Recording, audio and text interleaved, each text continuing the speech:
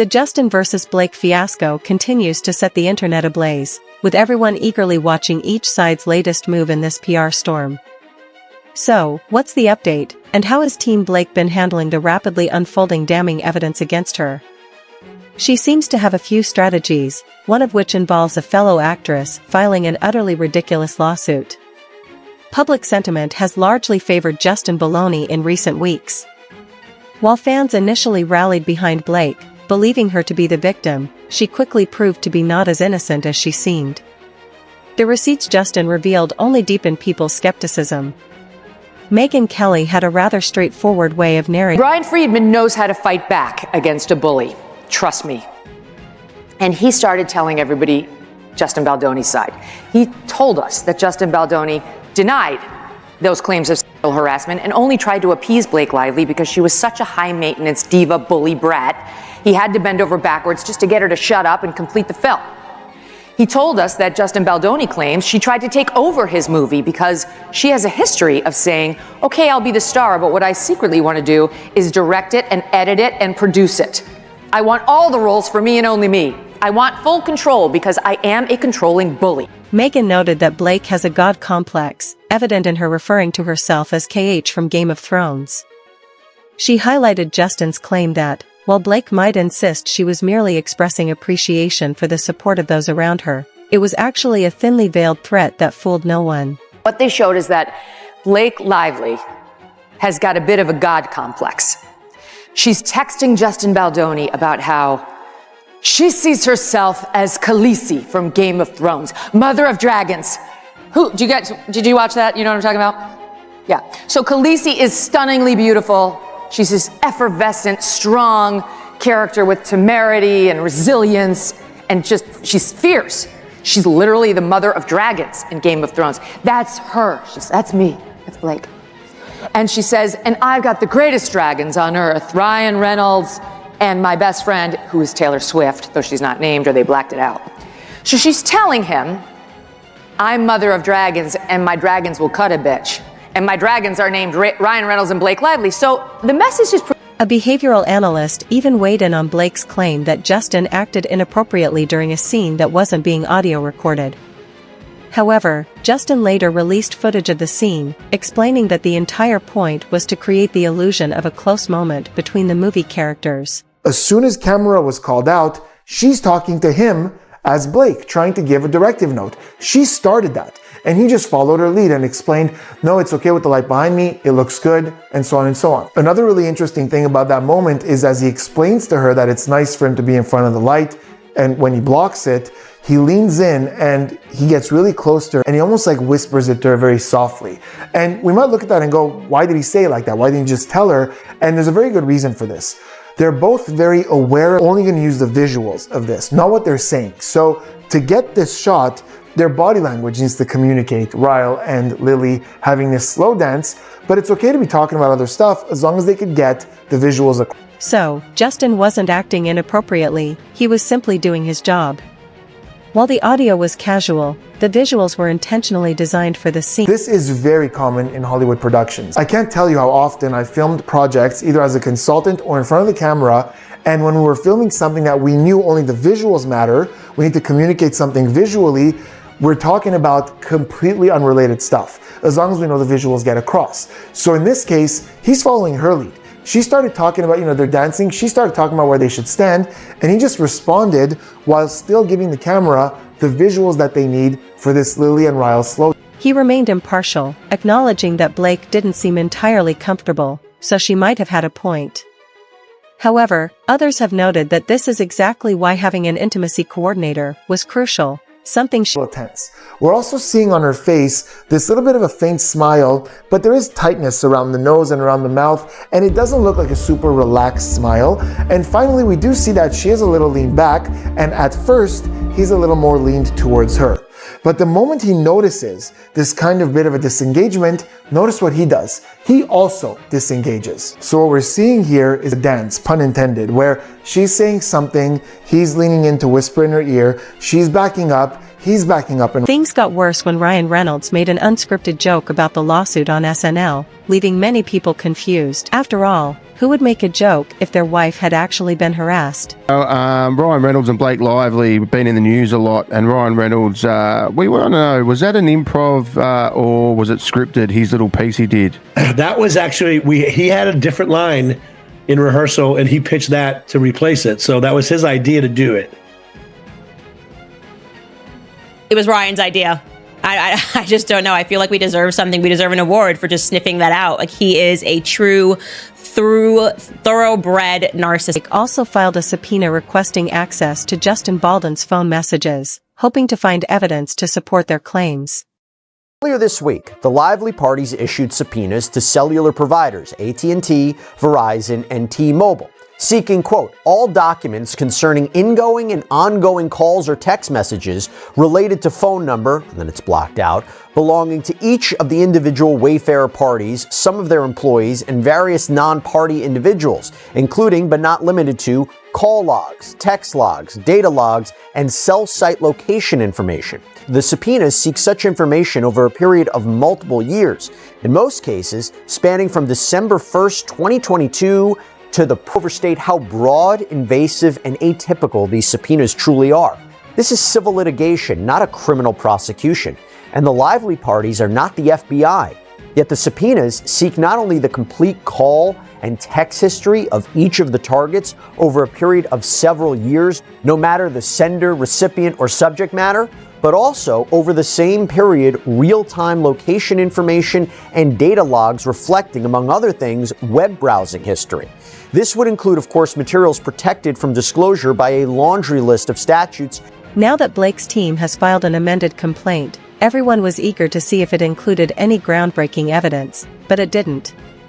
Instead, they appeared to take comments out of context in an attempt to paint Justin as having a history of being unreliable or problematic with the women in public. Mr. Baldoni gave the appearance of taking responsibility for the fact that he had, quote, unconsciously been hurting and silencing women in his life, and implored men to be man enough to, quote, shut the hell up and listen to women.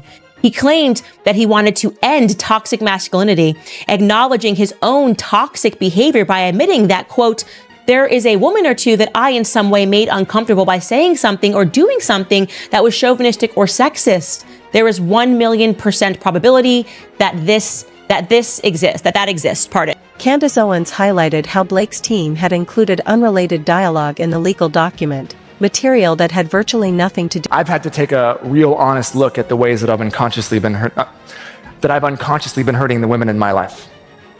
And it's ugly.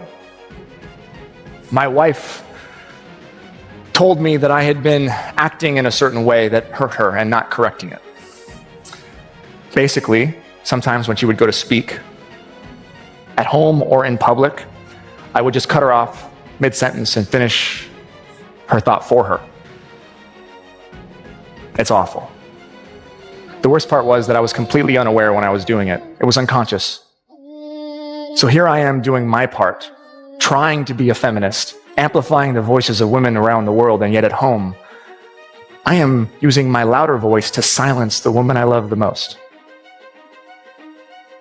So I had to ask myself a tough question. Am I man enough? She also pointed out that the complaint included a clip of Justin discussing the importance of holding men accountable, framing it as if he were admitting to his own mistakes. However, the clip was actually from an interview where he would want men to take away from this film. I want men, first of all, I want men to stop asking the question, why do women stay? Yeah. Right? I want men to take accountability. I want men to hold other men accountable. And in this particular film, I want men to go to the theater and in some way see a version of themselves. You have two very different characters. Both of them, in Atlas and Ryle, have had past trauma. One handles it very different than the other. And my other hope is that the men who have not done the work, to heal, if they see bits of themselves in Ryle, have a chance to step back and say, you know what, I don't want to blow up my life. I don't want to hurt the person I love the most. I need to get help. I need to feel all these things that I've buried so deep down so that it doesn't explode on somebody that I love. And hopefully that can create some compassion and empathy and make Candace Owens also called out the new document's manipulative language, noting that Blake is trying to justify why no one else has publicly come to her defense. Suit says the dangerous climate of threats, harassment, and intimidation fueled by the defendant's retaliation campaign has required Ms. Lively to alter her personal and professional life and to take steps to protect innocent bystanders.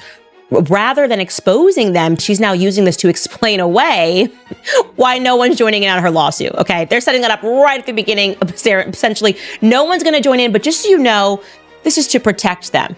I'm going to explain to you why that's absolutely BS. It goes on, and thus this amended complaint does not refer to certain witnesses by name, nor does it provide screenshots of their text messages. Importantly, however, these witnesses have given Ms. Lively permission to share the substance of their communications in this amended complaint as contained herein, and they will testify and produce responsive documents in the discovery process. Pause to make sure everybody understands what's happening here, because they think we are so stupid, okay? I'm not going to include them in here because I'm going to protect them. But down the line, I'm going to subpoena them and force them against their will, which means that they are not willing participants and that you don't have their support, because the reality is you can compel them to testify, okay? Many have pointed out that Blake's lawsuit seems to be an attempt to gaslight the public into taking her side, especially now that it brings up another actress's complaint against Justin. Blake said that another actress had filed a complaint, making it seem that it was about Baldoni. However, that actress was Jenny Slate, and according to The Hollywood Reporter, it had nothing to do with Justin Baldoni. Her complaint was against his producing partner, Jamie Heath. I'm going to read this briefly because the wording matters.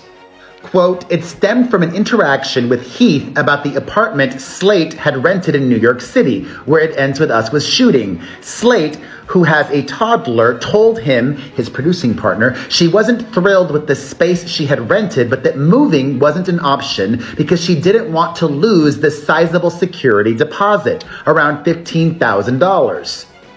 Heath informed Slate that Wayfarer, his production company, would reimburse her for the lost security deposit so she could find better accommodations. But apparently, he made the offer using language that made Slate uncomfortable. Sources say he focused intensely on the sanctity of motherhood and Slate's role as a mother. Except she hadn't.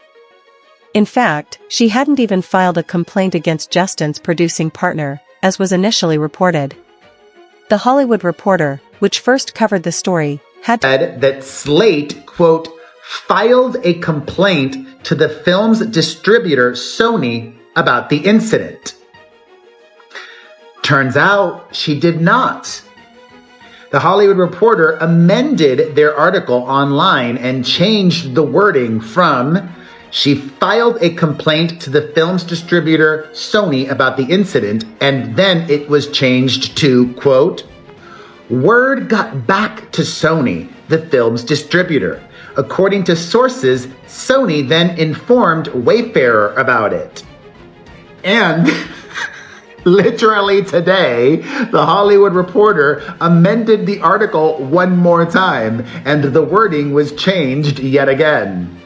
It now reads, and I literally a moment ago went and checked, as of this second that I'm uploading the video, it reads, quote, according to sources, Sony became aware of Slate's concerns and informed Wayfarer about them. The Hollywood Reporter claimed they had to update the article due to a technical glitch that caused an earlier version to be uploaded. But was that really the truth? You know what really happened here? First, the truth was exposed. Meaning, the Hollywood Reporter initially shared that Jenny Slate filed a complaint. They were given bad information. They then changed that on their website, and then they changed it yet again. But the changing is not a good look for the hair care professional. This, that we now know, weakens her case because Jenny Slate did not file a complaint either against Baldoni or his producing partner. And the Basement Banisher is trying to make it seem like there were multiple reported incidents and complaints of inappropriate behavior with not just her, but with other cast members. Overall, Team Blake's case has been filled with inconsistencies, while Team Justin has been able to present a clearer and more cohesive timeline of events. In bold, none of the requested protections, her 17 points that she wanted, were tied in any way to Ms. Lively's creative input in the film. And they were made months before any discussions regarding the cut of the film. Oh, you made the allegations first, and then you tried to make input and change the direction of the film. Are you saying that the chicken had to come before the egg? Yes, sweetie, the chicken had to come before the egg. Obviously, it was because you made these demands and 17 points, which made no sense, and which Brian Freeman went through and thoroughly debunked these points. We've read the messages, sweetheart, okay? We know you said no to the intimacy coordinator. We know that it made no sense that you were then saying there must be an intimacy coordinator on set at all times. And so, yes, first you're gonna make the sexual harassment threat, and then you're gonna go, as you guys did, and they proved in the background, I want this, I want that. If I don't get what I want, I'm not going to show up. He has to be put into the basement. As things continue to spiral for Team Blake, she's now seeking a stronger protective order than the one the court has already granted, allegedly in an attempt to salvage what's left of her reputation. The court of public opinion seems convinced that if her texts are made public, she'll be the one. Of course, she claims she wants the order to protect. The A-lister, in her own mind, insists that the court has good cause to adopt the proposed extra protective order, explaining, quote, as detailed in Miss Lively's amended complaint, Miss Lively, her family, and other members of the cast, various fact witnesses, and individuals that have spoken out publicly in support of Miss Lively have received violent, profane, sexist, and threatening communication. Of course, she claims she wants the order to protect her family. Blake Lively and Ryan Reynolds' publicist is asking to be dropped from Justin Baldoni's lawsuit. Weeks after Justin filed a defamation complaint against his It Ends With Us co-star Blake and her husband Ryan in response to her sexual harassment and retaliation lawsuit against him and named their publicist Leslie Sloan as a co-defendant, the Vision PR owner filed a motion on February 20th to dismiss his counter. Blake's publicist, on the other hand, is now trying to distance themselves from the situation, insisting they had nothing to do with it. That's it for now. Don't forget to like, subscribe, and hit the notification bell for more deep dives into the stories shaping entertainment. Thanks for watching, and we'll see you in the next one.